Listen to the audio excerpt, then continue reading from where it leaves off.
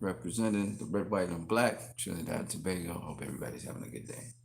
So today is November the 2nd. We're into a new month in 2020, the last month, the 11th month of the year.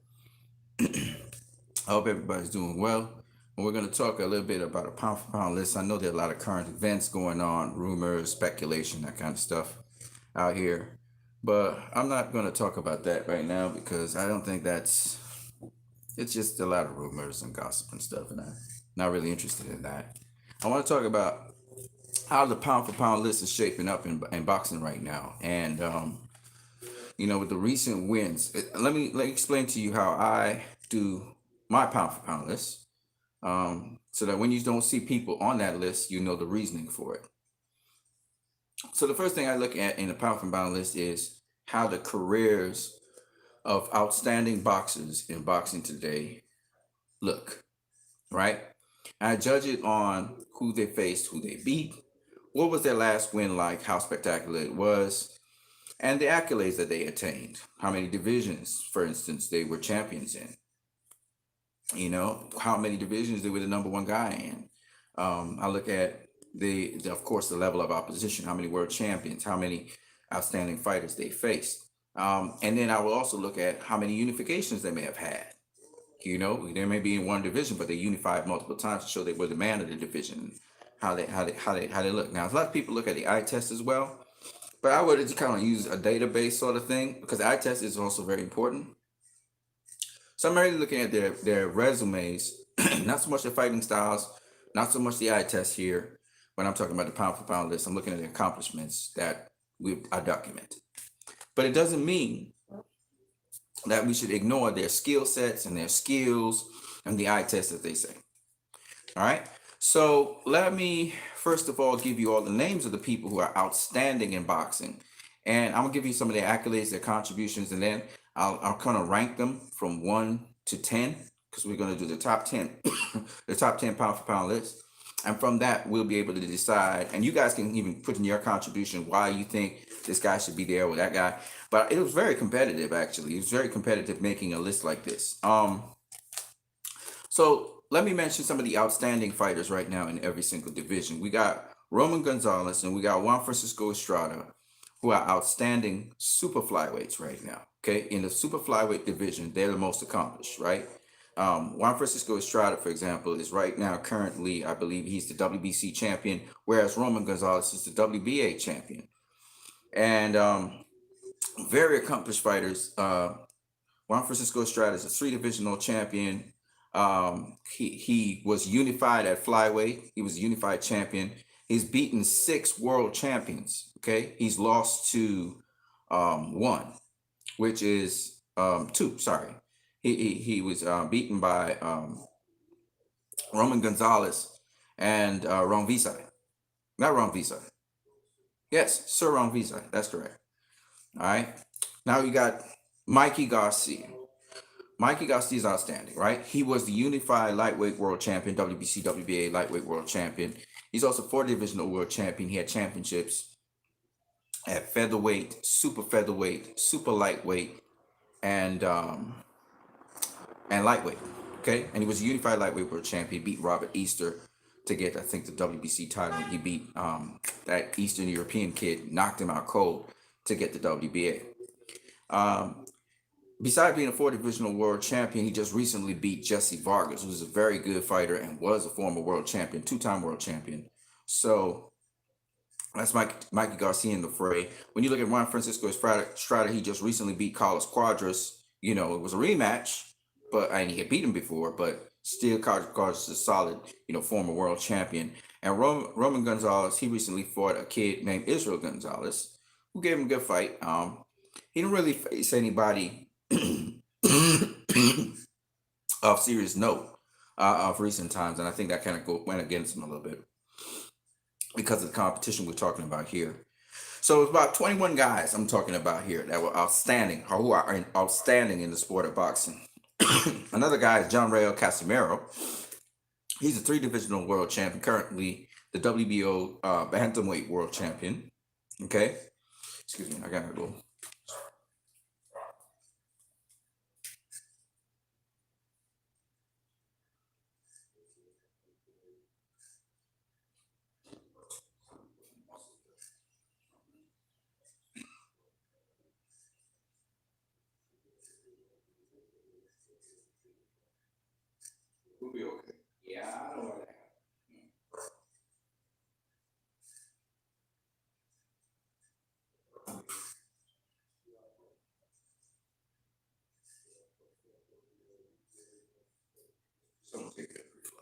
Now,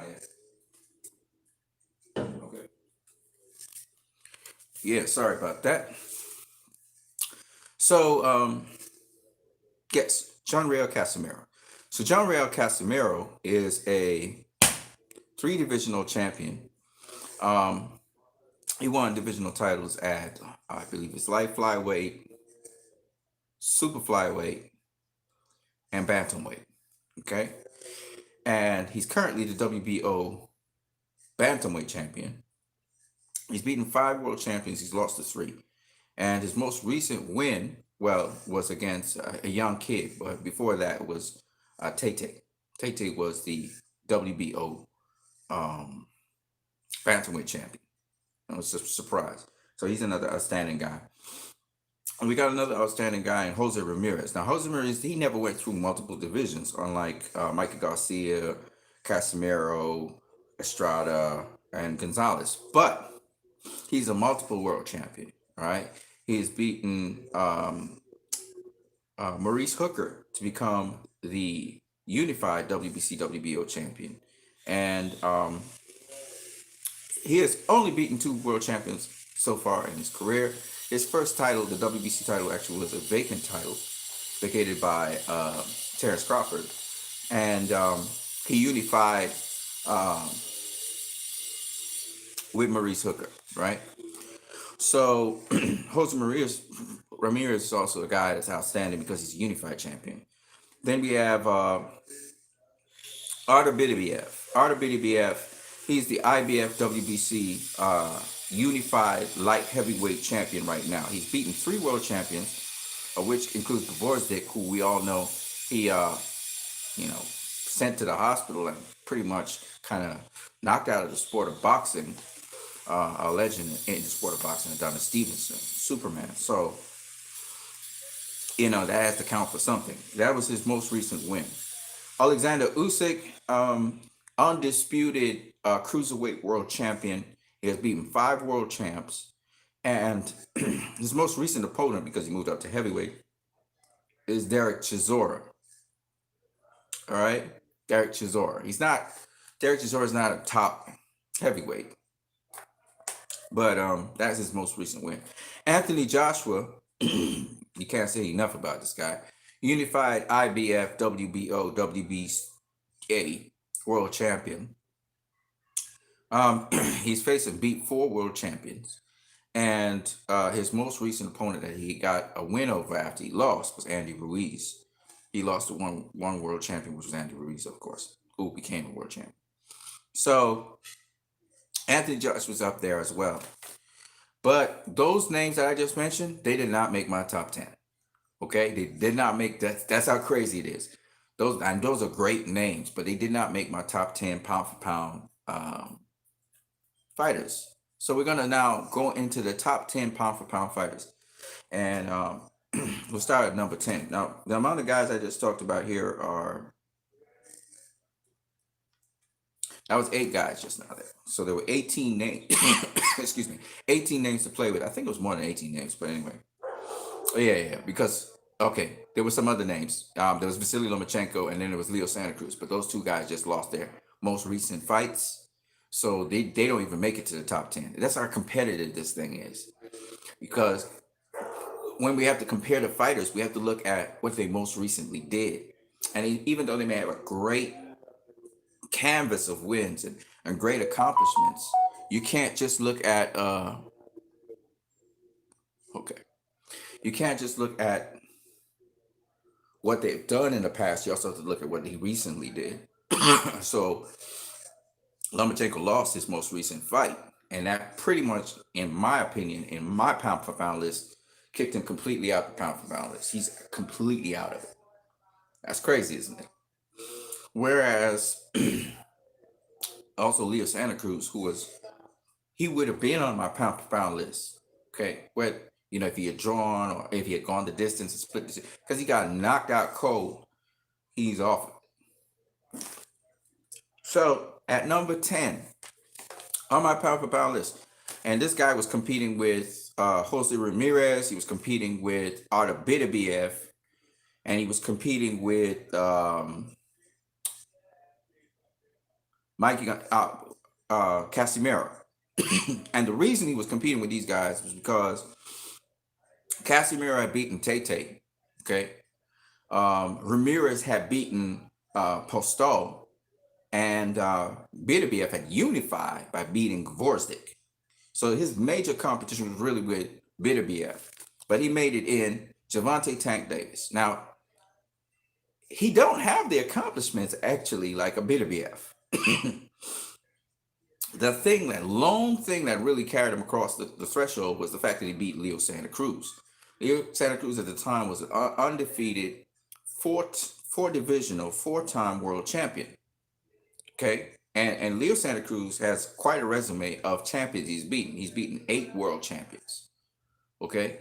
So the cachet of Leo Santa Cruz carried Javante Davis into the top 10 because of the kind of fighter. None of these guys here had that caliber of opposition when they beat um when they beat who they beat. So even the unified champion, which was Artur Beterbiev, didn't get that he didn't get that jump over Tank for that reason.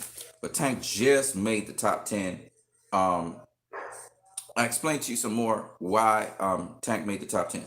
He was also the IBF world champion. So he had two belts in the super featherweight division. I do not count secondary titles. So that his secondary title, which is the WBA regular lightweight championship, I don't count it. So he's just a one divisional champ, not a two divisional simultaneous champ. However, if Teofimo Lopez leaves the division tomorrow and goes up to super lightweight, he will be officially a two divisional champ. But until then, he's not. Um, he has beaten 6 world champions, and his most recent win was a huge one, which was against Leo Santa Cruz. And that's what puts him at the number 10 spot. At the number 9 spot, okay? This is really messing up my thing. I should really turn it off. At the number 9 spot right now, Tyson Fury. This is how fierce the competition is. Tyson Fury gets the number 9th spot on my top 10 pound for pound list. And once again, I can explain to you why this is so. Tyson Fury, first of all, has been a unified champion after he beat Vladimir Klitschko. He won the WBA, the WBO, and the IBF World Championships. And then he goes on after that to face Deontay the Bronze Bomber Wilder, who was recognized as one of the baddest men on the planet, who was the WBC champion, and he beat him after his rematch with him. And so because of that, his last win, and that was this year, was Deontay Wilder. I have to put him ahead of Javante Davis and ahead of all the other guys there because, once again, pound for pound, when you're looking at it year by year, it's what you've really done. And all your accolades, your previous history is also important, but it's what you've done. Tyson Fury has only beaten 3 world champions, but the 3 world champions that he has beaten are really remarkable guys. We're talking about Cunningham. We're talking about Vladimir Klitschko, a legend and a Hall of Famer, and probably going to be in the Boxing Hall of Fame next year. And we're also talking about Deontay Wilder. And these are just beasts. These are the guys that other guys were avoiding in the division. And so you got to give Tyson Fury, he's got to be on the top 10 pound for pound list. And depending on who he faces next year, he may be higher up the pound for pound list. The next guy on the pound for pound list, at my number 8 spot, is Errol Spence Jr. Say what you want about Errol Spence. I mean, this guy has proven himself time and time again. He's a unified IBF WBC champion. He has beaten 5 world champs, and his most recent win was against Showtime Sean Porter, who is a tough ass for anybody, and he was actually the WBC champion at the time. That's a tough fight. Because Sean can fight, he can also box, and this was just a tough ass. Sean has never been an easy ass for anybody. He was able to get the decision off of the dropping of Sean Porter. It was a very close fight. It was fight of the year. I mean, he did everything, and he's going to be facing next. Now, this will determine how his rankings will go, depending on how he performs against Danny Garcia. He's going to be facing Danny Garcia next, who's another former world champion at the division, the WBC former world champion, actually. So Danny will be trying to get back his belt and the IBF. So Errol Spence Jr. definitely, in my pound for pound list, he is solid at number 8. Okay. I can't say no more about Errol Spence, Errol the Truth Spence Jr. I mean, when it comes to the competition right now, Errol he's there. He's very strong. And the fact that Errol, after that accident, is coming back to fight Danny Garcia tells me so much about not only his character, but also the fact that he wants to be great. He wants to move up this list. So in my pound for pound list personally, and you can tell me your pound for pound list, the reason I place Errol above Tyson the Gypsy Fury, which is no small task to say, is because Errol wants to be great, and back-to-back competition Errol has been now facing has been top tier competition, whereas Tyson may have taken a couple stay busy fights in between. Errol's also faced 5 world champions, so that must be noted. And he's going to pile on his 6th. And if he beats Danny Garcia, depending on how he beats him, that puts him higher up the table. At the position of number 7 on the pound for pound list, we cannot leave him out, Teofimo Lopez. Teofimo Lopez is now the unified WBA, WBO, and IBF lightweight world champion. Okay, he's only beaten 2 champions so far. Okay. Richard Comey and Vasily Lomachenko. But Vasily Lomachenko's name, his cachet, the fact that this guy was in the top, 5 pound for pound fighters in the world. You look at Lomachenko's resume, you look at everything that has to do with Lomachenko, and you have to give Teofimo Lopez a spot in the pound for pound list. So why did I put him ahead of Errol? Why did I put him ahead of Tyson Fury? For the sheer reason that this guy didn't just unify with anybody, but with Vasily Lomachenko, which name goes ahead of Sean Porter, which name goes ahead of Deontay Wilder, which name goes ahead of Leo Santa Cruz. So that cachet right there just skyrocketed him ahead of these other 2 guys. It just does. I mean, cachet. And it was a solid, clear, crisp win against Vasily Lomachenko. He outboxed Vasily Lomachenko. That's huge. So he's only beaten 2 champs, but those 2 champs are quite credible champs. Richard Comey, a credible guy, a good fighter, good champion. But then Vasily Lomachenko, Vasily Lomachenko is cachet. You know what I'm saying? It's cachet. So Intangible Boxing, shout out to Intangible Boxing right now. Tangible Boxing in the building. He's putting up his top 10. I'm gonna go to yours right after I'm finished with mine, Intangible. Let's see how you do. Now the next guy on my pound for pound list that cannot be denied the status of being on pound for pound is Josh Taylor. Josh Taylor is my number 6 pick on the pound for pound list. I'm going to tell you why Josh Taylor is ahead of all these other guys. Josh Taylor is ahead of all these other guys because he not only unified the IBF and WBA title, but he beat Regis Prograis.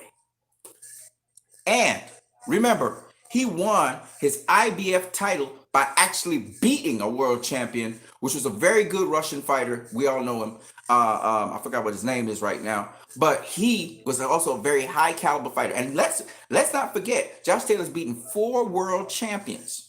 We're talking really quality guys. And Josh Taylor also, I mean, the Regis Prograis win. We've seen who Regis Prograis is. We saw the difference in levels when he just blew through Juan Heraldez, right? Right? It was a close, competitive fight. You got to give Josh Taylor his props. I mean, Josh Taylor. Now, you may ask me, well, why not Ramirez? Why isn't Ramirez in the same? He's not in the same category. Because Regis Prograis was the number 1 super lightweight in the world, bar none. I thought Regis Prograis would beat Josh Taylor. I thought he would stop him. And then on top of that, let's not forget, Josh Taylor, 4 world champions. When you look at the guys who Josh Taylor beat, Barancek was the guy that Josh Taylor beat as well. Barancek just got knocked out by Zepeda, right? Guess what? Josh Taylor beats Zepeda. All right. So Josh Taylor is the real, he's the real deal, and he gets my number 6. Yeah, there you go, intangible. Yeah, number 6 pick. Now we go into where the air is rare. The top 5. The top 5 have to do with a lot of different factors, but once again, my top 5, I cannot deny them the top 5 spot. Now, a lot of people are going to say, well, why didn't you have Alexander Usyk in the top 5? Remember, it's the biggest possible splash you could make. Who's the last guy you beat? Because remember, we're talking about 2020.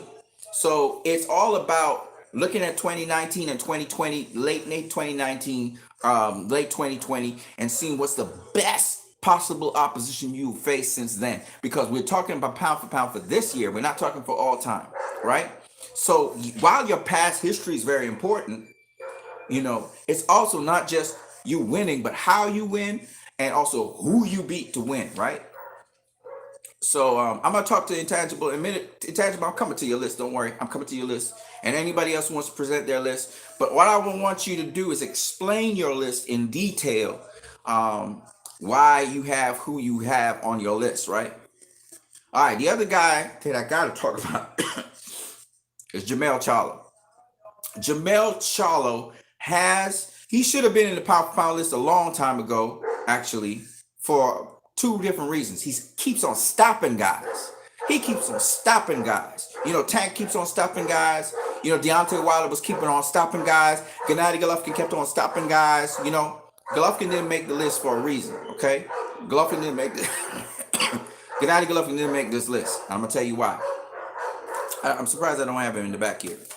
But I have all his accomplishments and hell of accomplishments, but still he didn't make the list. I'm gonna tell you why. So Jamel Charlo is the unified WBC, WBA, and IBF Super Welter world champion currently. All right. So he's a unified world champion. But on top of that, he only beat 4 world champs. But the manner in which he beat them was he stopped them. And these guys are good boxers. You're talking Tony Harrison. His most recent wins was against Tony Harrison and then Jason Rosario. And Jason Rosario was looking like a beast, right? Of course, he only had 1 fight, won the title, and then he went straight into the defense. But still, Jamel Charlo showed us that his most recent win against Jason Rosario, showed us what caliber of kind of fighter he is. He is a unified champion. He's unified more than the other guys before that I talked about. Josh Taylor being a very solid guy as well. So I put him up there. And he's not just winning, but it's the manner in which he's winning. He's getting these guys out of there. He's stopping them. He's not even waiting. He doesn't want the judges' scorecard involved in his fights. And I find that, especially when he started turning on that attitude, I thought that was very interesting. All right. So that's why he's ranked so high. Now at number 4 in my pound for pound list, I have Terrence Bud Crawford. All right, Terrence Bud Crawford. But it could change. He could go up because his fight with Kell Brook will tell us something and so on. But he's at number 4 in my pound for pound list. Terrence Crawford is a 3-divisional champion. But in addition, here's the twist on it. He's also undisputed at super lightweight. He's the undisputed super lightweight world champion. Okay, that means he had the WBC, the WBA, the WBO, and the IBF. And that is a record. That is something remarkable. That is something that will be written down in history because he is the first for sanctioning body super lightweight world champion. Okay, he is the first. So he has made history with that. And he's beaten 7 world champions. And his last fight was against Kavaliaskis. So that's not as, that's not as great. I mean, it is a challenger and whatever, but it's not as great as the other names out there. But what carries him is the fact that these accomplishments that he's done. He didn't make as big a splash as all the other guys that I just talked about on this list, but his accomplishments still carry him up. And because he has won all his fights, and he will be facing Kell Brook this month, we'll see how much further up. Of course, everybody talks about the eye test with Terrence Crawford. I understand that. But at the end of the day, I think these accomplishments have him at number 4. He could have been higher, but because of these accomplishments. Now, the other guy that I got to talk about on my pound for pound list is Naoya Inoue. Bar none, he earned the spot that I'm about to tell you about. This guy is pound for pound number 3 in the world right now. Hell of a guy, 3 divisional champion. Came all the way up from, I think it is what is it? He came up from light flyweight, all right. Then he was super flyweight champion. Then he became then he became unified bantamweight champion. He has beaten 8 world champions. Okay, 8 world champions, and he doesn't even have 20 fights yet. Okay, and it culminated in the tremendous win he had against Nonito Donaire last year, which you cannot deny. That was the end of last year. And of course, he just had with Maloney, I think is the guy's name. He beat Maloney. Maloney is not. I don't really consider Maloney in the equation, but I definitely consider Nonito Donaire in the equation. And because he beat a not only pound for pound fight, but also a legend of sport of boxing, a future Hall of Famer, there's no way I can deny him that. I mean, his accolades, I looked at all his accolades, I looked at all the breakdown and everything, and I said, this guy's got to be at number 3. That's just what it is. Number 2 on my pound for pound list is going to shock a lot of you guys, but it is what it is. This win happened at the end of last year. Number 2 on my pound for pound list is Manny Pac-Man Pacquiao. And I do not understand why a lot of people are overlooking this guy.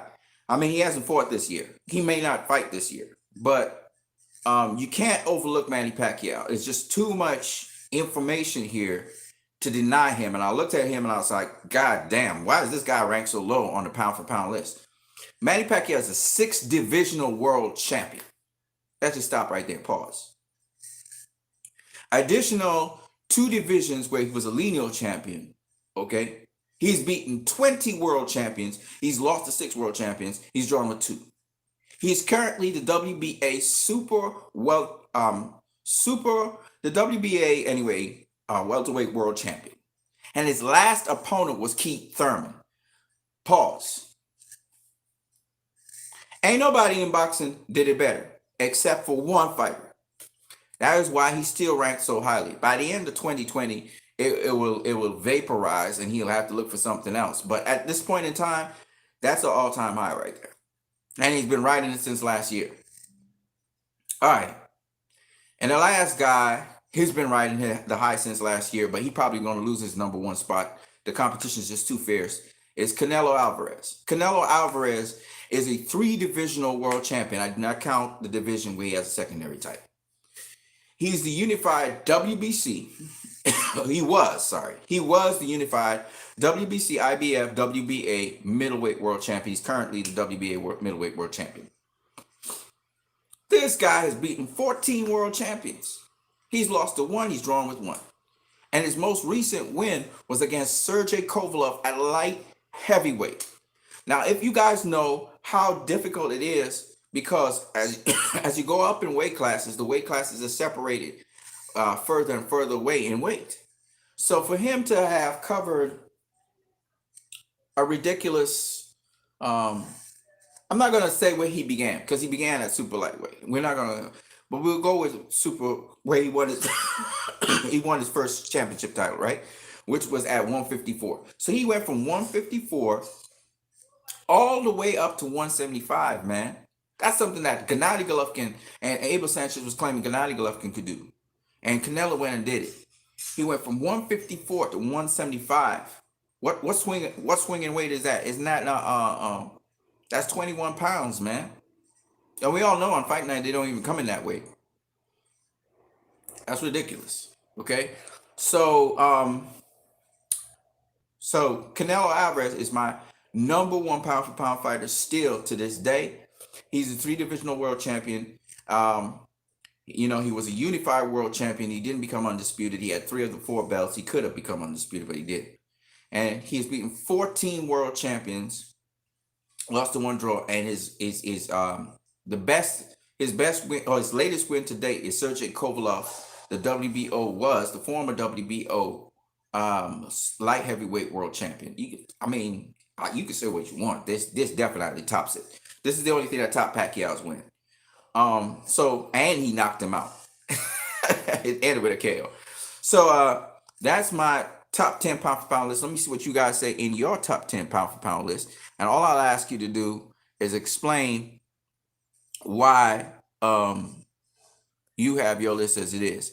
So Intangible Boxing, shout out to Intangible. He says the top 10 pound for pound fighters I have is Canelo Alvarez at number one, Niall Inui at number two.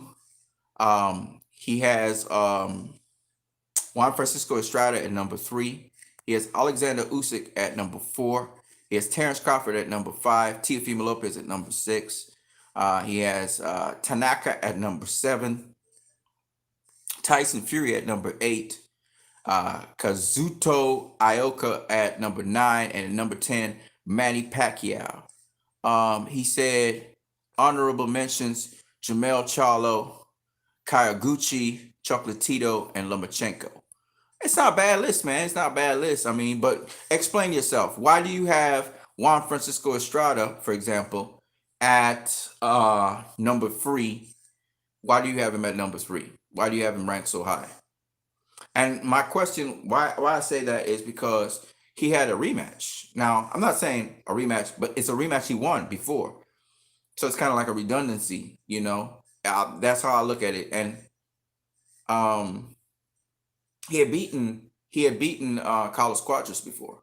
It wasn't like Carlos Quadras beat him and he came back and beat Carlos Quadras. You know what I mean? Now he was a unified champ at flyweight. So I get what you're saying. In the background, I could see how that guy he could be, but I still think he's too high up the list. That's my personal opinion. But I like your list. Your list is good. It's just that where's BDBF? You got BDBF up in there? You don't have him. Okay. So I'd be curious to see why you say what you say. Was it arbitrary what you did? What are we looking at? Accomplishments? I see you got some guys again from the lower weight divisions like Chocolatito, like Kyoguchi. But remember, we're talking about the 2020, the 2019-2020 season. So we're looking at the best. And so you got to incorporate current things that happen in the season.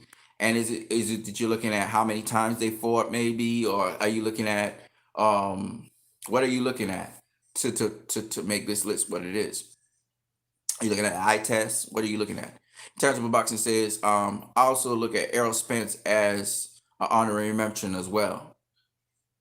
Josh Taylor. Josh Taylor's up in your list. I saw him in there somewhere. Where is he? Oh, he's not in there? Wow. Wow. You got Crawford in there. You got Usyk in there. You got Teofimo in there. You got Teofimo almost the same place I have Teofimo. You got Fury in there. Yeah. Fury's, again, you almost got Fury the same place I have Fury. Pacquiao's up in there. I think Pacquiao's too low. I think you guys are putting him too low down. Because you see, I understand he's got losses and stuff, but you look at his career and you look at the level of opposition, you got to ask yourself this question. You always got to ask yourself this question, right? Pacquiao faced competition that a lot of these guys didn't face. So how do you know that these guys will win against those guys? We got the answer from Pacquiao, right? We know how he would fare against them, but how would those guys fare against those guys? You see what I'm saying? Inui struggled with Donaire. You know, y'all will say, well, it was clever. No, he struggled because he had a broken eye orbital. He was fighting with blurred vision. He struggled with Donaire, but he had heart. Now, how's he going to deal with Pacquiao? How the hell he would deal with Pacquiao at bantamweight? And you know how Pacquiao was, right? Well, Pacquiao was a little bit bigger. He would have been a super bantamweight. So let's say Inui went up to super bantamweight. Or let's say Inui faced Pacquiao at flyweight. How would he have done against him? You know what I'm saying? So that's why I said, pound for pound, Pacquiao's proven himself time and time again, you know, and his most recent win is so explosive. It's so tremendous that for me, I can't rank him that low. I just can't. Yeah, he has some losses, But against who? He had a loss against Floyd Mayweather. He had a loss against Timothy Bradley. He had a loss against Jeff Horn. He had a loss against Juan Manuel Marquez. Okay? You know what I'm saying? He had a loss against Eric Morales. You know, most of the guys we're talking about he had losses to were Hall of Famers, except for Jeff Horn, right? So, I mean, you can't, you know, for me, I can't just give these guys a head start over Pacquiao like that. I can't do it. And then look who he just beat, Keith Thurman. All right, all right, all right, all right, all right. Let's try and put this in perspective, right? Keith Thurman was a unified WBC and WBA world champion.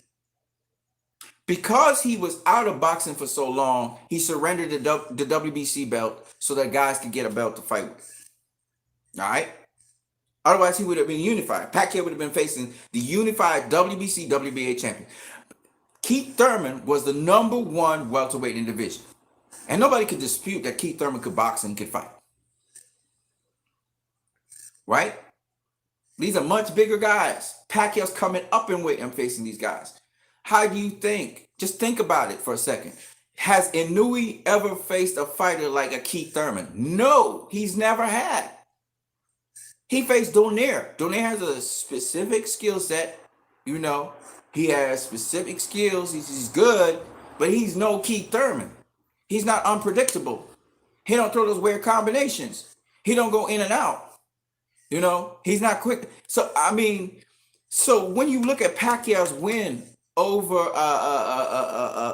Inouye, I can't understand how people. And Dan Pacquiao was, what is he? He's 40. He's 40 now. He's gonna be, he's 41 now. He was 40 at the time. He's gonna be 42 just now. You know, I can't put Inouye over Pacquiao. I just can't do it. I can't do that. That's I can't do it. Inouye got to do another big win. He got to fight somebody on the level of a Donaire or above for me to put him ahead of Pacquiao. I just can't. It's never going to happen. You know, I don't see nobody on the boxing landscape right now.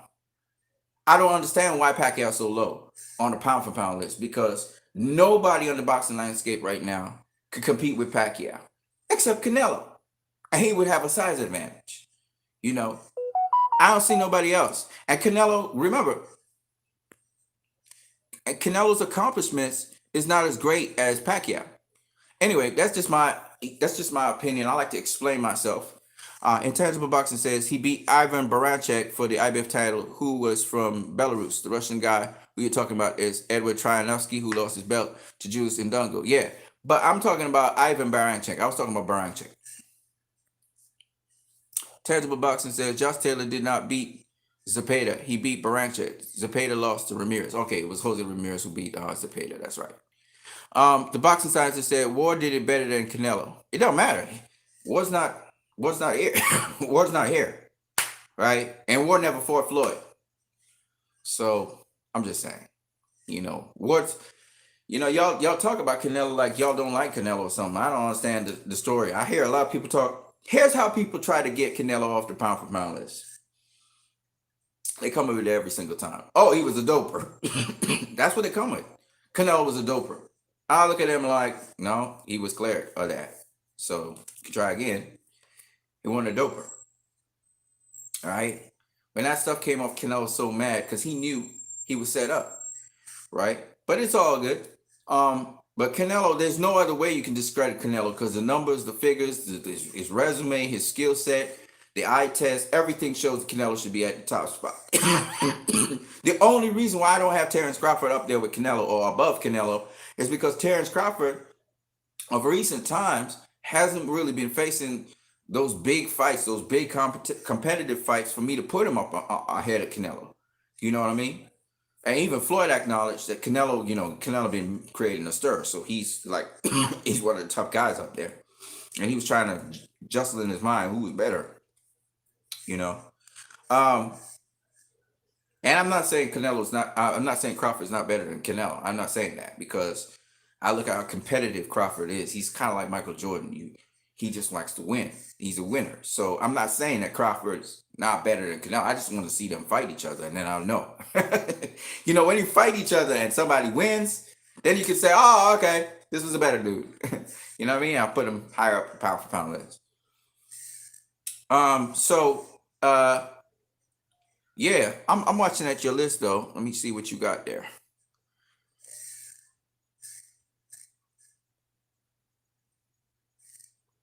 So boxing scientist says Ward did it better than Canelo.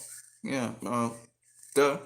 Everybody knows that. That's why Ward was pound for pound number one when Canelo was around and Ward was around. He was the top dog. After Floyd left, he was the top dog. Duh. Like you're not telling me anything new. Is Ward a better fighter than Canelo? Currently, yes. He can do more things. We all know this. Why y'all tripping on that? Like, I don't understand. Y'all like salty that Canelo's like the number one guy. I don't understand it. What is this? Is this race thing? What is this thing? I mean, the guy's sweet in there. I could show you some moves that the guy do that just crazy. You know? You look at those deft head movements, just slight little movements. Slight little movements. And the punch goes by because of the angle of his body. You know what I'm saying? Canelo's crazy, man. Canelo's crazy. Y'all tripping. Y'all tripping on Canelo, man.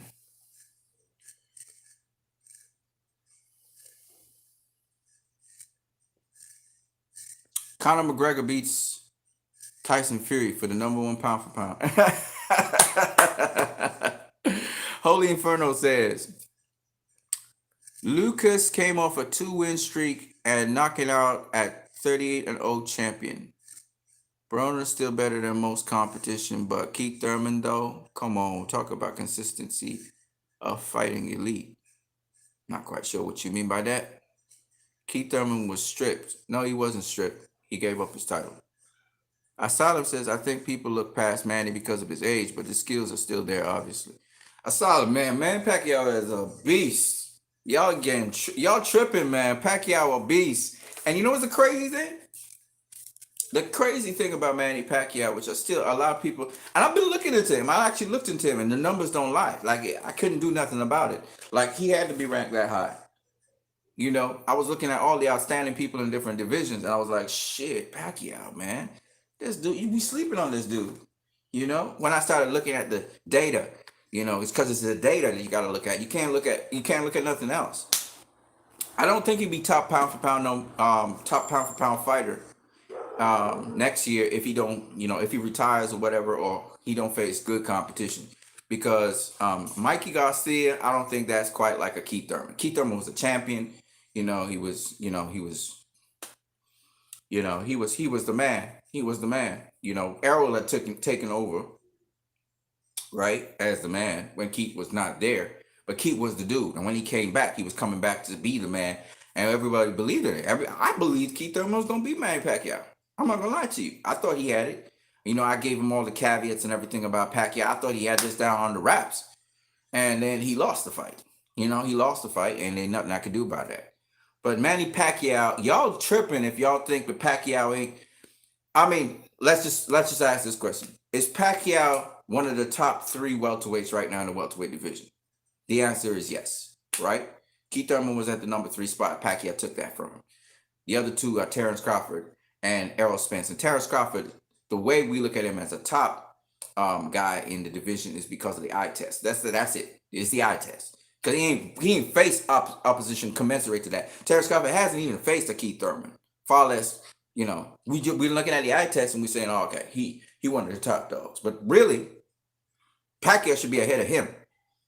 It should be Errol, Pacquiao, Terrence, based on what Pacquiao has done in the welterweight division this year. You know what I mean? So I'm just being real with you guys. Terrence is supposed to face Kell Brook. That should be a good fight. Kell Brook's not a top anything at present, but his resume is his cachet. What Kell Brook brings to the table, you can't just dispute that, right? This guy's faced, the who's who. He's faced Errol Spence, who is the number 1 welterweight in the world right now, and he faced Gennady Golovkin, who was at the time close to being pound for pound number 1 in the world, whether you like it or not. It's just what it is. Golovkin got that pound for pound status. I'm gonna tell you where he got it from. Besides being unified champion, he also was a guy that was crashing dudes. He was just knocking people out left, right, and center. And so that carried up his pound for pound status. Deontay Wilder should have been in that pound for pound list a long time ago because he was also crashing guys, knocking people out. And you whether they're bums or they're not bums, he was knocking people out, and that gets your attention. You know what I mean? And he even knocked down Tyson Fury. You know what I'm saying? But he's not on it right now because Tyson Fury just spectacularly obliterated him. So is what it is. We could talk about Wilder and his excuses and stuff a little bit later, but let me see what you guys are saying in the comment section.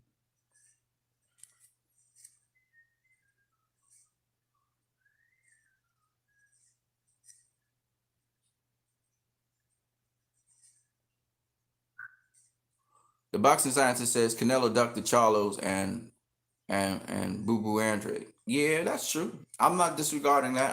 I keep all those factors into consideration, but that had nothing to do with where he is on the pound for pound list, does it? Now, it doesn't even have anything to do with how the Charlos are on the pound for pound list. It doesn't really have nothing to do with that. All right, go away, go away. So it don't really matter what he did or he didn't do. It's like with Lomachenko. Lomachenko didn't face Devin Haney, right? There's nothing we can do about that. We have to look at the data. We can't look at I understand where you're coming from though. You're saying, well, he didn't face these fighters. How do we know that he would have beaten these fighters? You know what I mean? So I understand where you're coming from, but he will have to face them. He's gonna have to face them. So he's gonna have to face them. You know what I mean?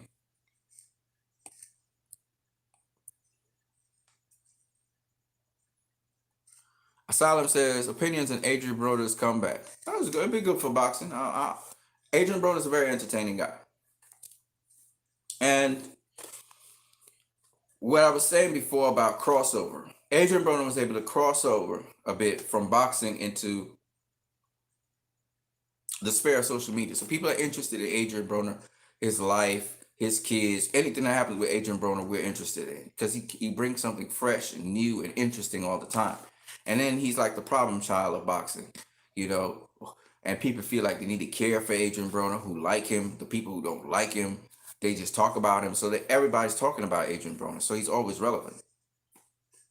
And he reminds me of bringing those WWE attributes to boxing, the drama, the soap opera kind of thing. So that's what Adrian Broner brings to the table. And he's able to fit into, different things, but he's bringing a different flavor now. You can see he's evolving a little bit differently. And so that's what's so interesting about him. I like Adrian Broner. Like I said before, I never said I didn't like him. I just think that his application to boxing, his drive to boxing is not he's never really disciplined or dedicated. And you can see that how he protests with the guys who were giving him the drinks and the shakes and stuff. So he's never really been a dedicated boxer. He got comfortable. He was hungry at one point in time, but now he just got comfortable and he's more entertainment. So if you like entertainment with boxing, you'll enjoy Adrian Broner. You know, that's how I look at him. That's why I don't want Tank, taking up that kind of. Tank gonna need to be serious about his career, and you can see Tank's clearing away everything, and he just wants to go at boxing. I look at Derek Chisora; he kind of got it too, and you can see Chisora just wants to train now. He just wants to go at it. You know what I mean? And that's a totally different mental state, and that's what we're seeing with Tank. And I'm looking forward to what Tank brings to the table because of that.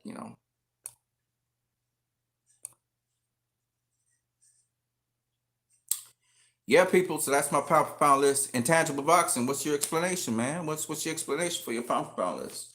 You got some of the things that overlap with me. You got Canelo on it. You got Pacquiao on it. Um, you got Fury on it.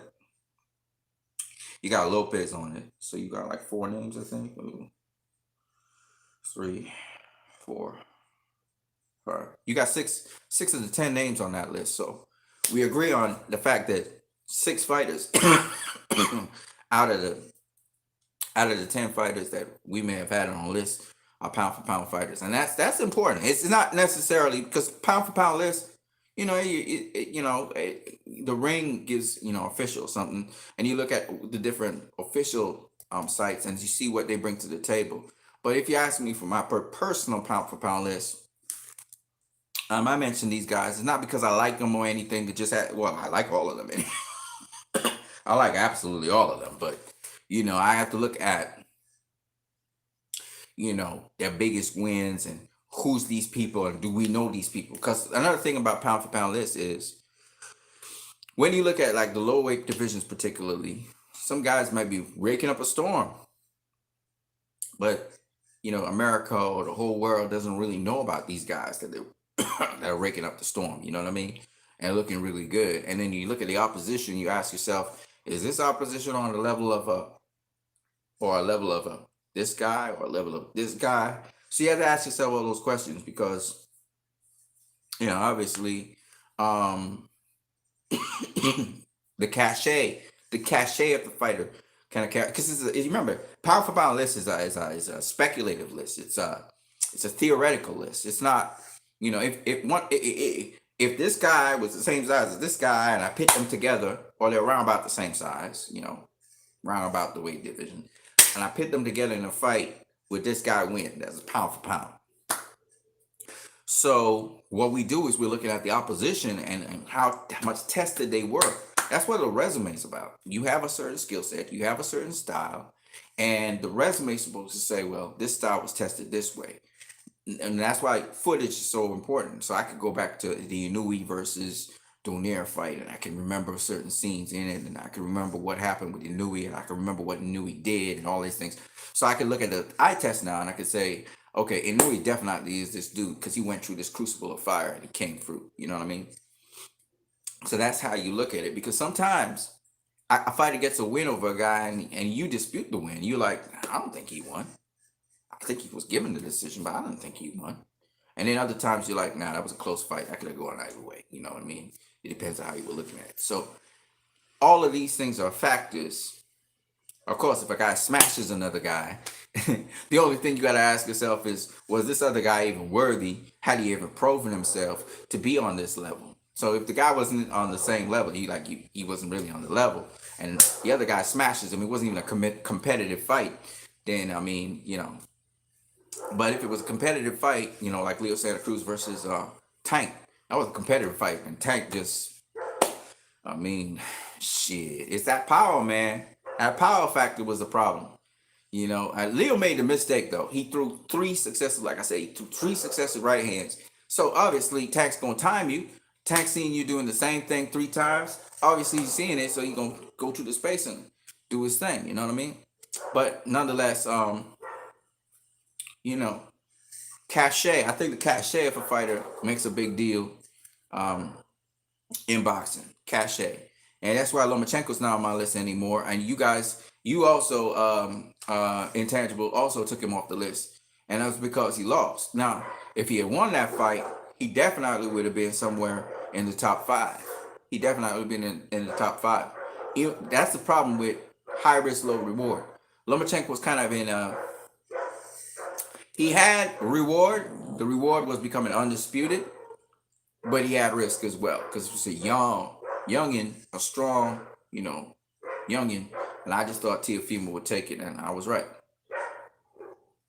And even though I was right on most of all my weekend fights, I was right about who won, right?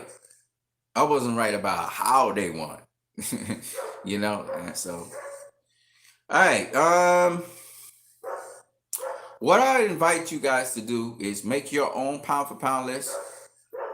List out your criteria when you're making your pound for pound list. So state why, you have these guys ranked the way you rank them, because that helps people to look at it in a context. If you don't say why, now people can say, but why isn't this guy on the list? Or why isn't that guy on the list? So but when you state why, and talking about pound for pound yearly, that is the yearly pound for pound, not all time pound for pound.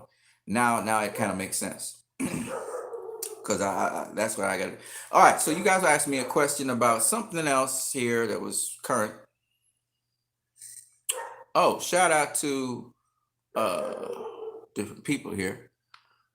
Shout out to Paulo. When I saw Chisora versus Usyk round one, I felt bad for Usyk. Usyk did well. He did very, very well. Remember, Usyk's not really a heavyweight.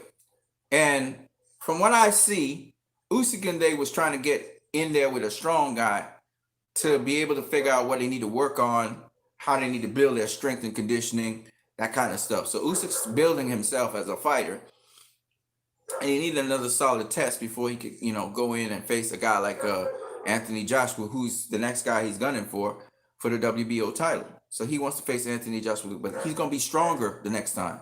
He was just testing out who he is, go back to the drawing board, improve. See, what a lot of people don't understand in boxing, right? You're always learning.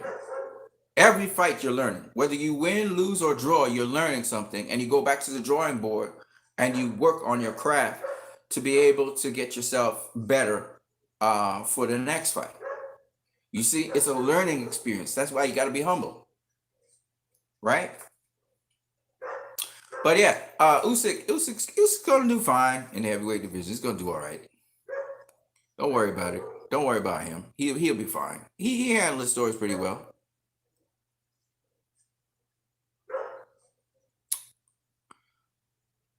Boxing Insider says he has cheaters on his list, steroid users. Okay. Let's go there. So you want to talk about cheaters, all right? You want to talk about cheaters, boxing scientists. Let me ask you this question, because y'all just fucking fanboys. When Roy Jones Jr. was pound for pound #1 in the world, what was he using? He used steroids. Okay, let's go to this one. I have Gervonta Davis on my list. You're saying that I have cheaters on my list. Gervonta Davis has been accused of cheating using different pair of gloves against Leo Santa Cruz. He's been accused. I'm not saying he cheated, because I don't believe that. But he was being accused of that. What are you saying? So the cheaters on my list include Gervonta Davis? See, I don't like you guys picking color lines. I don't like you guys being fucking fanboys on my channel. I'm not here to be a fanboy. I'm here to be a fan of the sport. Okay? You decided to draw a line in the sand and say Canelo is a cheater. Obviously, Tyson Fury is a cheater. We know this. But we can't discredit his accomplishments. We can't. I'd love to, but I can't. Okay? I have to look at what I see in front of me. Now, until the sanctioning bodies or whoever else disbar him from there, on kick him out of the sport, or they say he's not a Hall of Famer or whatever, or he gets caught. Because Deontay Wilder, he has good claims, right? I listen to it. Like, I hear a lot of other channels say, oh, Deontay Wilder, he looking terrible right now. No, he doesn't. No, he doesn't. Just prove him. Prove him wrong. All right? If he wants to go to court with it, he can go to court with it. But my thing is this. A lot of y'all are hypocrites. A lot of y'all pick a side and you decide you're riding or dying with that side. And I don't do that. I go on meritocracy. Okay? I go on meritocracy. If a guy earned what he did, then I gotta acknowledge it. I'm not looking at all the racist shit that Tyson Fury said outside of the ring. Y'all going on a campaign. Y'all guys going on a campaign against Tyson Fury. I don't do that. I don't go on campaigns against people. I say let the truth be shown. And if you guys focus on the true points and stop trying to make fucking excuses, but focus on the truth. The truth is Tyson Fury cheated with the gloves. Stay focused on that. Stay focused on that. Tyson Fury used a steroid before the Klitschko fight. Focus on that. Make that your attention, but don't. He cheated in sparring. We know this. Focus on that. I'm not a guy that's going to deny that he didn't cheat, but this one thing I'm going to not deny either. I'm going to deny his accomplishments. These are things he accomplished. What your job is to do is to have him held accountable for that. And then we can erase him from the pound for pound list if he gets convicted. But until then, you can't say a guy is guilty until proven guilty. You have to say the guy is innocent until proven guilty. Meaning, Fury, at this present point in time, until he's convicted and sentenced by the WB, no, sorry, a court of law. All right. Until then, I can't do much of anything. Antonio Margarito was a cheater. Does that mean we disavow his long reign as WBO champion? No. It's still on the record books. Whether we like it or not. Okay?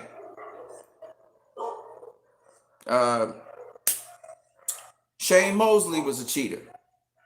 Does that mean we rule out all his accomplishments against Oscar De La Hoya? No. James Toney was a cheater. But not really. Because he was actually using testosterone therapy. Because he, like Lamont Peterson, has a problem. Okay? But the thing is, do we erase all his record? Because Andre Berto was accused of cheating. But if you did your homework, you'd realize that VADA had to apologize to him because they had wrong results, and Berto actually did not have steroids in the system. Okay? That doesn't mean we erase Berto's record because, you know, he had to resolve it. See, the problem with these scandals is this. A lot of y'all believe the scandals. Canelo Alvarez went livid. He went livid when they said that how he was cheating using steroids, because Canelo made it his job. He was the WBC on the WBC clean boxing program for a long. He left the WBC clean boxing program. That was how angry he was about it. And he went back and re-signed. Because these rumors hurt a person. Now they did find clenbuterol in the system, right? But then we realize now, and that's why WADA had to change the rules, because after Canelo kept on cooperating with everybody to prove his innocence, WADA changed the rules. Not the WBC, WADA. Okay? But it was understood by WADA all along, which is why when he was with USADA, he never been caught dirty, and they understood that certain levels of clenbuterol, given the background and stuff, a person wasn't seen as, and excuse me, that's why USADA is a better organization all around. There have been 3 false positives by VADA that I know of. The first one is Brandon Rios. The second one is Andre Berto. And the third one, Lamont Peterson just didn't declare that he had testosterone. All right? There's actually more than that. All right? And on all these occasions, VADA sometimes they don't collect information in a proper way. Ellie Seckback talked about it with the Brandon Rios incident, where they just took up his urine from a coffee cup that was dirty. You know, that's the kind of shit that you can't do. That's incompetence, right? But it is what it is. And it's literally on footage. You can go back and look at the footage where Brandon Rios was actually complaining about that, by the way. I'm not playing. I talk from the truth. I don't talk from BS. So whether you want to talk about steroid users and you want to label me X, Y, and Z, that's your problem. That's going to be on you, because you have an issue with it. You have an agenda. I don't have an agenda. You know what I'm saying? I don't have an agenda. And so I think this list is very good. I think this list is very good. I don't think Canelo was dirty. I don't think so. That's my personal opinion. I can't vote for him on a block, but I don't think he was dirty. However, the WBC started behaving really stupid when they did the franchise belt. I give you all 100%. I'm not even going to try it. That's a ducking belt as far as I'm concerned. And they need to get it out of boxing. You know, it allowed him to duck Jamal Charlo. And you know what's the weirdest thing about that? The weirdest thing about that is he ducked Jamel, like you said, and you're 100% correct. He ducked Jamal, again, you're 100% correct. He ducked Demetrius Andrade, which again, you're 100% correct. What I never understood was, why didn't he face them then? Does he think that they're going to get old or something? They're younger than him. 2, they're only going to get better. I look at Jamal now, he's even better than he was ever before. and Demetrius Andre. They're only going to get better. They're not going to get worse. So I don't understand why he did that. He should have just faced them. And they were better opposition, I would say to this day, than Sergey Kovalev was. Hands down, these guys are better opposition. So that's just how I feel about it with Canelo. And but I can't deny his record right now. I can't deny it. It's just what it is. It's in the books. You know, until they erase it, I gotta go with it. Right? So a guy like Jamel Charlo, he's in the books in my opinion. You know, his brother Jamal, he's doing good things, but I don't see Jamal being on the pound for pound list at this point in time. There's too much competition that's been doing better things than Jamal right now. But he's up there. He's in the top, you know, he's in the top 30 top guys. You know what I mean? You know, Demetrius Andre, same thing, and so on. You know, we got some really shining lights that just separate themselves from everybody, and he's one of them. Yeah, I mean, you guys got to stop being so biased. I feel like you guys have a bias against certain fighters, and you are on genders. I look at Dante's boxing niche. I love Dante to death, but he picked Gennady Golovkin over Canelo because he just didn't like Canelo. You know, you could feel that Dante's building a narrative against Canelo constantly. You look at right now, Dante has one of the most ridiculous stuff on Teofimo Lopez. So he's saying Teofimo Lopez, he got a lot of competition at lightweight, so he should stay at lightweight. And I'm like, motherfucker, this dude is outgrown lightweight. If he goes up to super lightweight tomorrow, I can't be mad at him. He's not ducking nobody. It's that he has to grow. He's outgrown the division. Floyd, when he was with the Galley fight, he outgrew the division, so he moved up to welterweight. Everybody was like, oh, Floyd's ducking this guy and ducking that guy. He's not ducking nobody. He just outgrew the division. What do you want him to do? Now, the important point here is this, which everybody going to overlook. He ain't undisputed, though. So if you want to be undisputed, he got to go see Devin Haney. Devin Haney got to go see him. That's my point. He unified. He ain't undisputed. So my point is this. If he goes up, more power to him. I ain't mad at him, right? He ain't ducking or dodging nobody. He too big for the division. I got it. But don't tell me he was undisputed. That's a lie. And that's where the catch-22 is. And a lot of y'all don't stay in the facts of a situation. Y'all go into your emotions. You get fanboyish. You start hating on fighters, which is not necessary.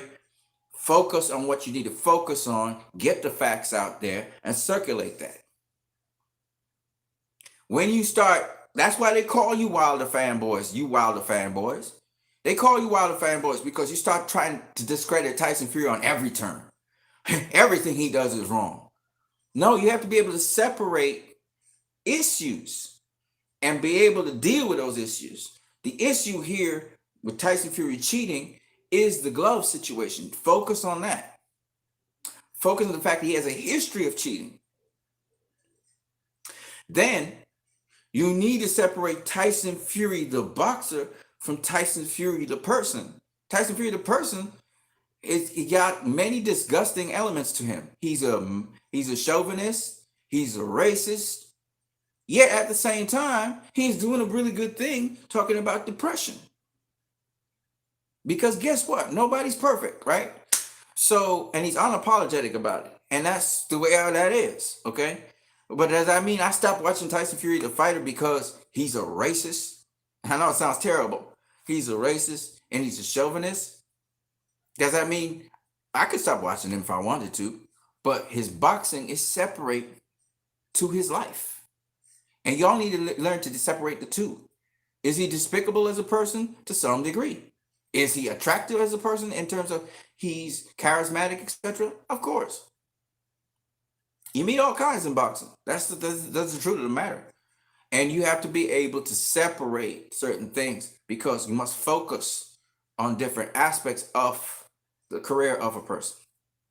All right? Because if we're going to go there, Manny Pacquiao shouldn't even be at the top of the list if we're going to go there for the Pacquiao fans, right? If y'all going to go on allegations or you're going to go on previous things where people were supposedly found to be doping. All right. We have circulated rumors that the Charlos were doping. I know the Charlos ain't doping. Right? If we're gonna go on hearsay and gossip and rumors and be little women out here, right? Charles wasn't doping, right? So I mean, it's up to you what you want to do. I can't tell you what to do with your life, but what I'll tell you is you got to be able to separate things. So when you're looking and you're characterizing and you're leveling people, you're not looking for excuses to take away accolades which these people have. You're not looking for excuses. You're going by facts. And if you're going by facts, that's a totally different story. All right? That's all I got to say about that. But Jermell Charlo, man, hell of a fighter. I know he's a clean dude. He's a little bit crazy in the head, but he's clean, you know. I believe Canelo's clean. Fury's dirty. Fury's dirty. That's just what it is. You know, the other guys never showed me they were dirty. Gervonta Davis with this gloves thing, that's excuses again by fanboys trying to dirty the guy's career. It's just excuses. Losers make excuses. Losers make excuses. That's how everybody's looking at Wilder who don't know the in-depth stuff. They look at him as making excuses. And while I believe him, I think he should just try to make the fight with Fury at this point in time and beat his ass. Beat his ass. You want to get back. Beat his ass. You know, that's how I look at it. But again, we'll see how Wilder, what happens with Fury and Wilder. A lot of people, whether they believe it's excuses or not is irrelevant. The important thing is that with these fights, you get excited about them. And they're going to be fanboys who are going to gravitate to one side. And that always happens in boxing.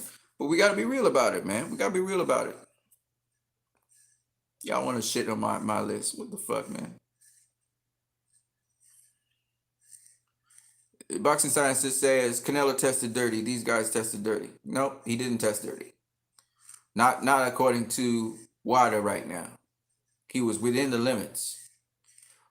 Vada tests. See, Vada's new to the game. Vada don't know a lot of shit. I've been talking about Vada for the longest while and how incompetent they are in certain areas. And again, Vada tested and found clenbuterol in the system, right? Or at least clenbuterol. But the level of clenbuterol was a level that was, if anything, it was coming from tainted meat. All right, and this is not bullshit like how Tyson Fury and his brother was talking, because they had huge levels of another type of steroid, right? That detected. And this one's not just detected. This is one that's trace. It was trace amounts. So trace amounts of clenbuterol.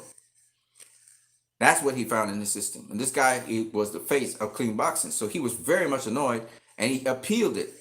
And they went, they had given him the suspension, and he appealed it. And he did everything in his power to clear his name because obviously he don't think he did it, right?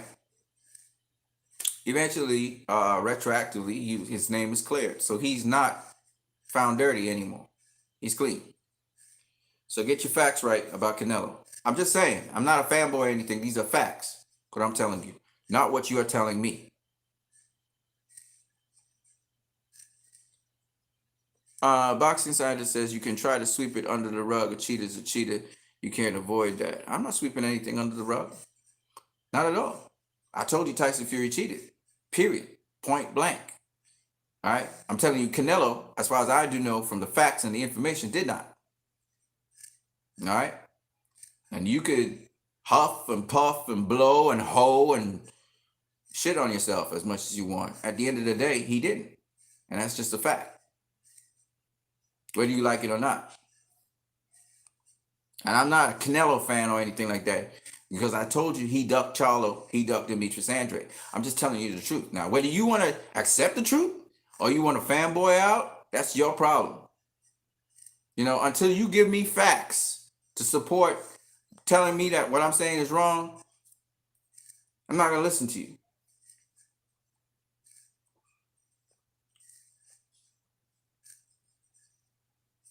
Canelo knows he can't beat them. That's why he ducked them. Charlo fought soft touches. Again, that's just fanboy talk. All right. Soft touches my ass. So Jermell Charlo, he gonna go up and face Sergey Kovalev and beat his ass like how Canelo did, right? Get the fuck out of here with that shit, man. Come on. Be serious. You're talking out of your ass. Okay? Soft touches, Triple G's a soft touch. Danny Jacobs is a soft touch. Arislandi Lara is a soft touch. Come on, man. Stop with the bullshit. Y'all talk out of your ass. You're talking like fanboys right now. I'm not into that. I'm not into fanboyisms. Okay? If you don't like Canelo, that's your problem. But say things that are truthful. Okay? Say things that are truthful. Don't talk out your ass. All right? Jermell Charlo is a tough fight for Canelo. No doubt about it. We don't know. It's a 50-50 fight. I love to see it. Right? Especially now. Demetrius Andre. Tough fight for Canelo. That's a 50-50 fight. Okay? Billy Joe Saunders, who talked his way out of the fight, he would be a tough fight for Canelo as well. That's a 50-50 fight.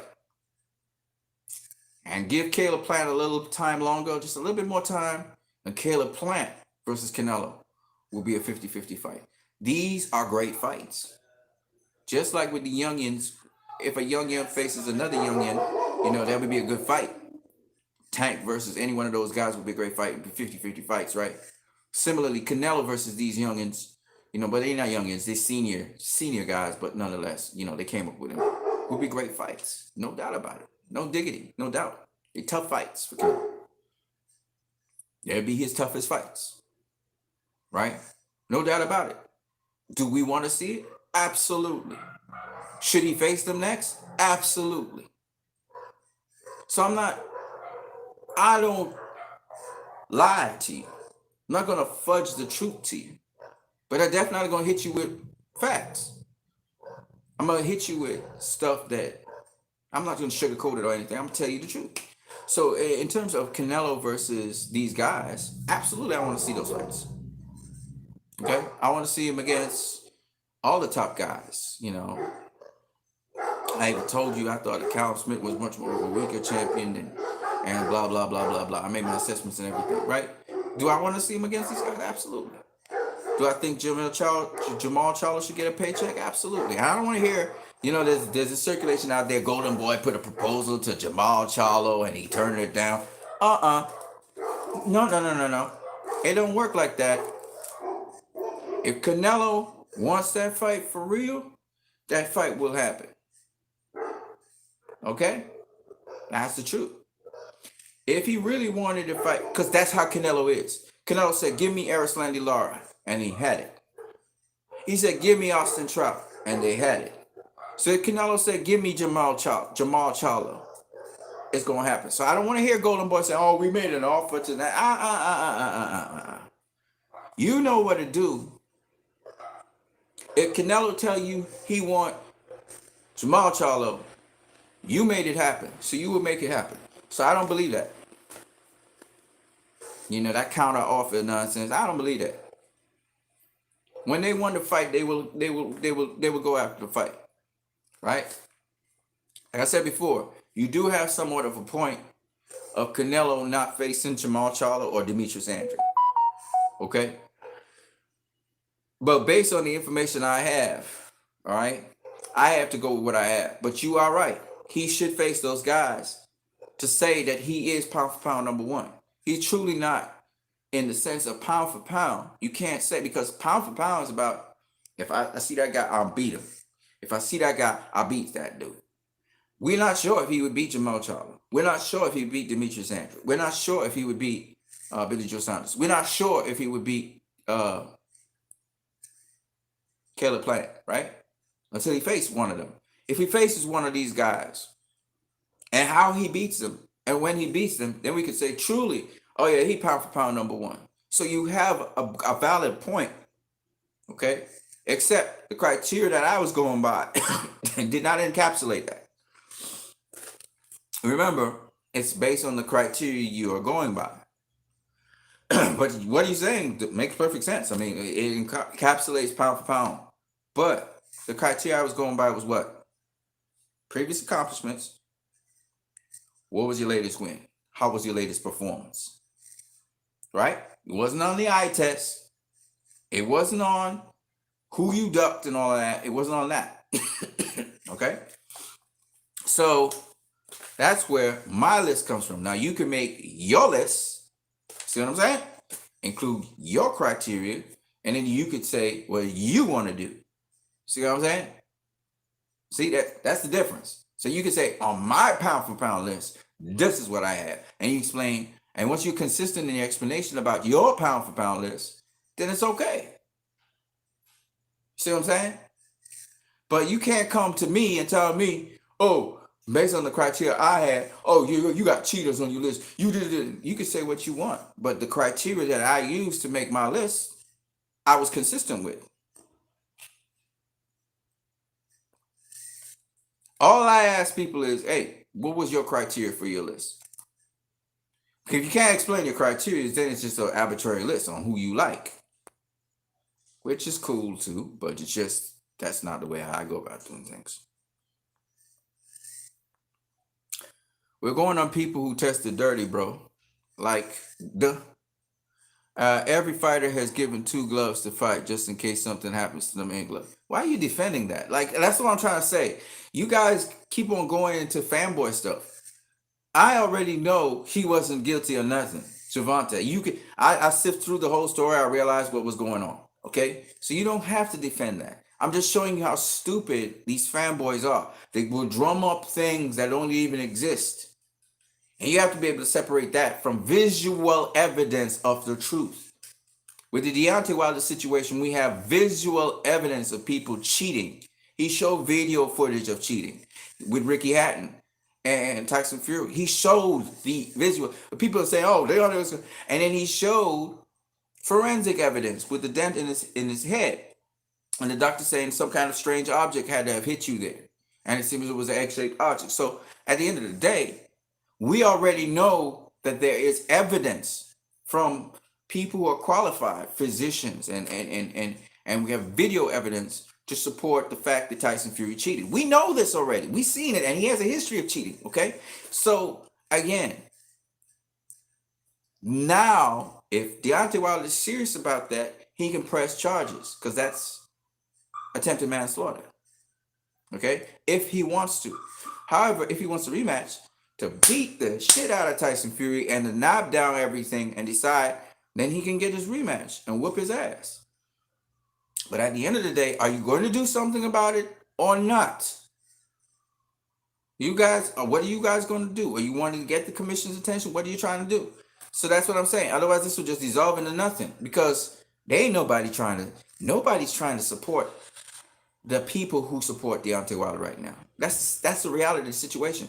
You know, he's not white. If he was white, this would be a huge thing. He's not white. He's a black man promoting black people and black agendas and black things.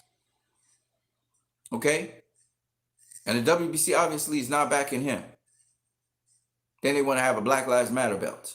Okay? So we all know what it is.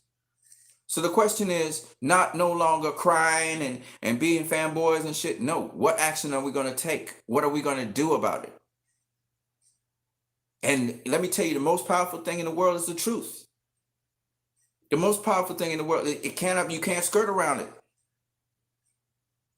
So what you guys should be doing is relaying video evidence, continuously bombarding it, video evidence on what this dude did. Okay? That's what we need to do. And other than that, don't go trying to correct or assassinate the guy. You're going to lose that battle. But if you go with the facts, they could say whatever they want. They can say whatever they want at you. They still got to handle the facts. That's how you do it. If you go, because facts have nothing to do with white or black or nothing.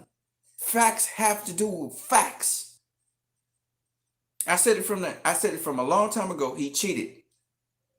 He cheated. Everybody in there, a blind Stevie Wonder could see he cheated. He cheated. All right? We all know this. Okay? And that's just what it is. Now, the question is, are you guys going to press the issue? But be careful how you go about doing it. Don't go into fanboyism. Don't go into just blind hate. This is about, you want to get justice. You don't want to get revenge. The justice would be if Wilder gets back in the ring with Tyson Fury and he can exact revenge. Okay? I don't know about this entire story. I don't know. Obviously, there was possibly snakes in the camp, but does he have the right snake? That's the question. He thinks it's Mark Breland. Suppose it's J. Diaz.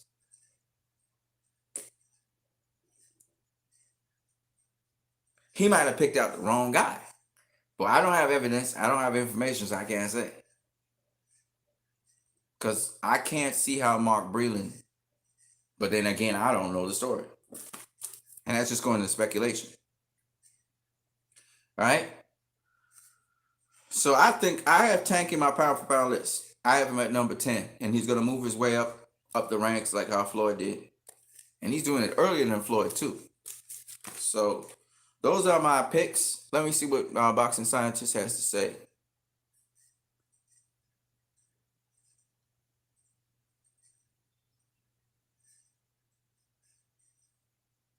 What you need, you're getting sensitive. You're getting emotional. I'm not getting emotional. Canelo fought a faded Kovalev. He didn't face a prime Kovalev, that's for sure.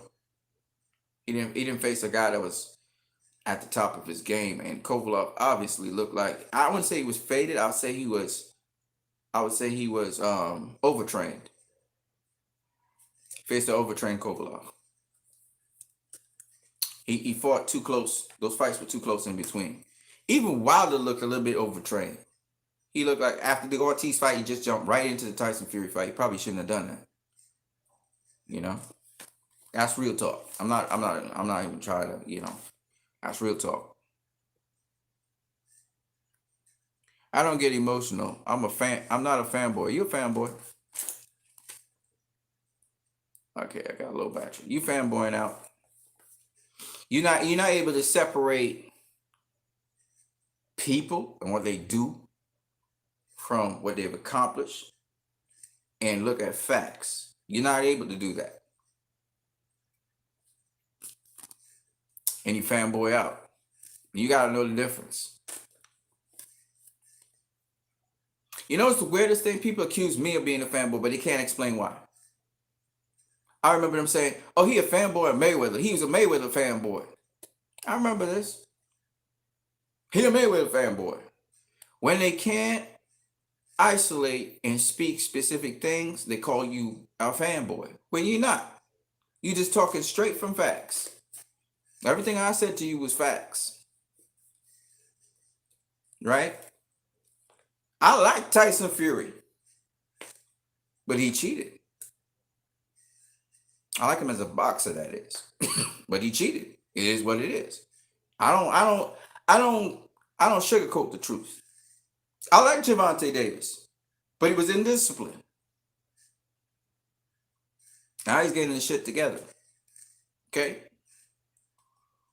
I like Canelo, but he straight up ducked Demetrius Andrade, and he's ducked Jamel Charlo. See what I'm saying? I'm not a fanboy. Fanboys don't do that. I like Teofimo Lopez, but he clearly is not undisputed. And anybody trying to force that agenda, that's an agenda by ESPN with their top-ranked WBC belts. You know ESPN is in top-ranked pocket. These are real things. This is truth. I like Tyson Fury, but he cheated. And he didn't cheat once. He cheated several times. Okay? So I'm very specific about what I say. I don't know about y'all, but I don't just talk out my ass. A lot of you guys talk out your ass. You just recently said, oh, Canelo, well, listen, man. He ain't faced no good competition. And I'm like, what the fuck are you talking about? So what was Triple G? He never faced tough competition. He never faced, I'm like, what the fuck are you talking about, man? Come on. Don't say those things. Those things discredit you immediately. That's fanboy talk. I even heard Dante Boxing Nation. Oh, he don't face. Canelo has not faced really a lot of young, strong. But what the fuck was there, Sandy Lara? What the hell was Austin Trout? What the hell was Danny Jacobs? They not young, strong champions. He was the same. Dante was the same guy that said Triple G's jab. He couldn't miss Canelo with the jab in the first. I'll never forget that. Just because they hate Canelo. And why do they hate Canelo? Because they think he's a diva. They think he's a diva. He called the shots. He do whatever he want. He got Canelo weight. Okay, that's it. This is his attitude. They don't like how he care about himself. And because he got beat by Floyd, they can use that forever. Because Canelo in control. So he decide who he want to face, who he want to do, So I mean, if you don't like the dude, say that. He ain't black, so you ain't backing him. Come with that bullshit, man, with me. Don't come with the bullshit with me. That's all I'm saying. Don't bullshit me. That's what I'm saying. Don't bullshit me. Okay? Because I can see through your bullshit. So don't bullshit me. Come straight. You know what I'm saying? That's all I'm saying. Okay? I'm not one of those spring chickens. I'm a guy that's been around for a while. All right? We talking boxing. I'm not saying that race isn't a factor in boxing. I'm not saying there ain't racism in boxing. I'm not saying that there isn't inequity in how people are treated in boxing. If you look at my pound for pound list, people who the Ring magazine don't have on that list, I got them on my list. You know why? Because by merit, they supposed to be there. And other folks who everybody claims should be on that list, they're not on my list. Because when I look at it in terms of merit and my criteria, because the criteria determines what is on that list, they don't make the cut. They just don't. It's nothing if they don't make the cut.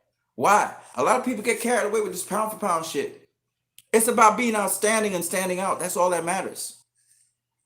Because at the end of your career, what's the most important thing? Everybody talk about, it's how much world championships you won. No, my friend. You can win several world championships, and they were all for vacant belts. What does that mean? They don't mean nothing, right? It's who you face, I'll say it again, and who you beat.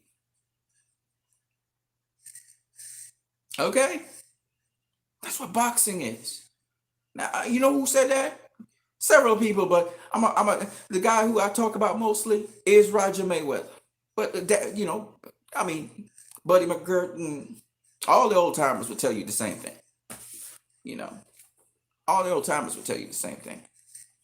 All right, that's what you look at when we talk about resume. All right, you could beat several world champions. A guy could beat 8 world champions, but another guy, he beat 2 world champions. But those 2 world champions, when you look at their careers and what they did, supersedes anything that those 8 world champions the other guy did. So it depends on who you face and who you beat in boxing today. Shout out to Hey John. Hey John says I agree. Yeah. Boxing scientist says now you're coming around a little. Bro, I've been saying the same thing I've been saying all along. So I don't know what you're talking about. You might be coming around to understand what I'm saying, because you might not follow what I'm saying. Right? But me, dude, I hit you straight. I don't have time to hit you sideways and play political games. I don't have time for that. I'm old, man. Old cats like me, we just speak our mind. Been through shit. So we don't have time to give you sugar coated and play politics and be all diplomatic. We don't have time for that shit. The boxing scientist says, who said that Canelo didn't face any good competition? I said he was facing a lot of soft oppositions. What do you mean by a lot of soft? When you say a lot of soft, what are you talking about? All right? Think about what you say before you say it. A lot of soft competition. What are you talking about? No, he didn't face a lot of soft competition. Come on, man. Like really? No, come on, man. Like I mean, we're trying to come from a factual perspective so we can have the thing make some kind of sense. In the eye test, like I said before, if you're looking at the eye test, Terrence Crawford could be right up there with Canelo. Terrence Crawford just had the opportunity to face that top tier competition like Canelo. Because Terrence Crawford bring a lot to the table. Like I said to a lot of people, if I saw Terrence Crawford face Canelo, I'll be able to understand who's the best. You know what I'm saying? I think Terrence brings a lot to the table. Errol Spence versus Canelo, we would know, you know, where Canelo ranks with Errol Spence. And the way to do that, if you want an equivalent of that, would be Charlo versus Canelo, right? That would be like an Errol Spence versus Canelo, and Demetrius Andrew versus Canelo, right? So, Demetrius Andrew, I hope he faces Billy Joe Saunders because I think those two guys need some. They need to sort out their business. You know what I mean? I mean, it's just that it's kind of a little, it gets me a little bit salty because those guys should be facing each other right now. You know, we're looking at the lightweight division, and hopefully, with this beautiful set of guys we have here, they face one another. I think these youngins are much more. I think they're much more prone to just because they have a desire to be great right now. They are more likely to face each other than those that set there, that crop there, sadly. And so, um, Andre versus Charlo is a hell of a fight. Andre versus Saunders is a hell of a fight. I love to see that. uh, it was supposed to be, but Benavidez versus Caleb Plant would have been a hell of a fight. I would love to see that. You know what I mean? Canelo versus any one of those guys I just mentioned, hell of a fight. Callum Smith included. You know, Beta BF and B-Vol. I would love to see all those fights. You know what I'm saying? It's one of those things where that is what makes. I don't know why. I don't know why these guys like they don't want to face each other because to me, in my personal opinion, if these guys face each other, that's what it's all about in boxing. Is who you face, who you beat. That's what it is in boxing. But I mean, we just gotta watch and see what happens. But that's what makes you great. It's your competition. It's the competition you faced. You know. And Canelo said he wanted to be great. Now I'm hearing this talking about going on cruiserweight and all kinds of shit. And I'm like, yeah, that's cool, but you got people right in your division, man. You got people to handle. You know what I'm saying? So it's like, he kind of it's anticlimactic. It's like a guy talking about wanting to go up in weight, and you're like, but dude, you got competition right there. Like you don't have weight problems, so you don't have to go up in weight. So why not just handle the competition you have at your weight? And some of these guys, you could tell they want to duck by going up in weight. So their way of avoiding the duck situation is to say, "Well, I'm going up in weight and facing this bad dude." You know what I'm saying? And be like, so if you get, if here's what they do. If they get destroyed, they could say, "Well, man, I faced a big challenge. I was trying to be great." You know what I mean? And I'm not mad at it, but I'm just thinking it's a method of ducking, guys. Hey man, I gotta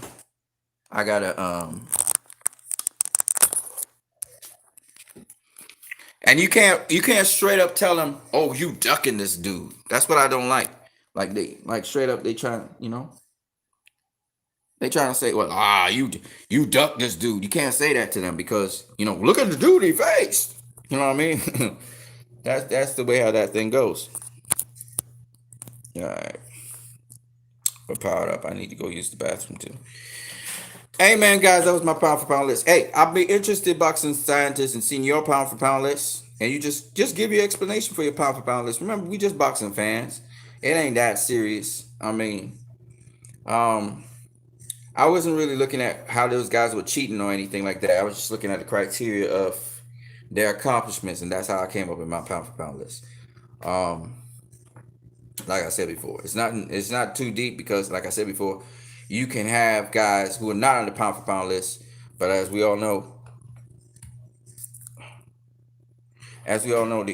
they could be much better fighters than those guys on the pound for pound list, and we've seen it time and time again, right?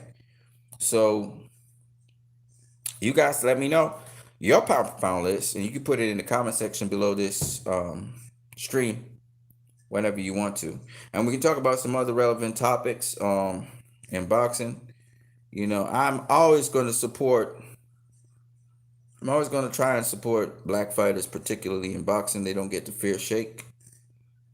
But I also going to support other boxers. I'm trying to be fair and neutral to all the boxers in the boxing community, because I just believe that in boxing, the fans need to be, straight. They need to be straight about things. A lot of people listening to these stupid narrators, and the latest narrator that was relatively stupid is they're trying to discredit Leo Santa Cruz and what he's accomplished in boxing, and you can't do that. And I thought, let me just say, I'll make it abundantly clear. I think Leo Santa Cruz should have been on the pound for pound list for the longest while, right? And once upon a time, Danny Garcia belonged on the pound for pound list. He never made it to it. You know what I'm saying? Hopefully, Errol makes it to it. PBC fighters not making the pound for pound list like that. Wilder was never on the pound for pound list. You know, that's coming some good crazy ass shit. Wilder been wrecking fools, but yet when Gennady Golovkin's wrecking fools, he's on the pound for pound. What the hell? Hold on a second.